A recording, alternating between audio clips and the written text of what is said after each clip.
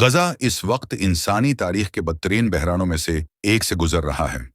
अक़वाम मुत्तहदा की ताज़ा रिपोर्ट के मुताबिक अब तक 175 अफराद भूख और तिबी सहूलियात की कमी के बायस जान बेहक हो चुके हैं, जिनमें बच्चे और ज़ईफ़ अफराद नुमायाँ हैं।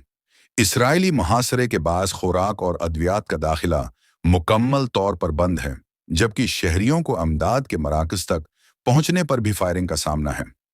सिर्फ एक दिन में 62 फिलिस्तीनी शहीद कर दिए गए। मगरबी किनारे में भी इसराइली ऑपरेशंस में शिद्दत आई है, खास तौर पर जनीन और नाबलुस के इलाकों में।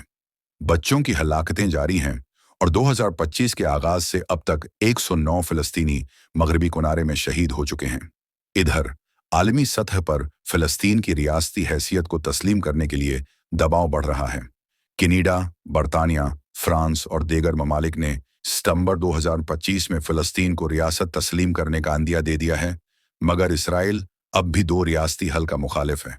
ये सिर्फ एदाद व शुमार नहीं, ये इंसान हैं, बच्चे, माएँ, बुजुर्ग, जो आज हमारी आवाज़ के मुंतज़र हैं।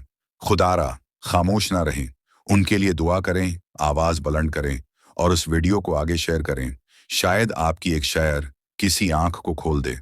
फिलिस्तीन के मजलूमों के लिए एक दुआ, एक आवाज़, एक कदम बने।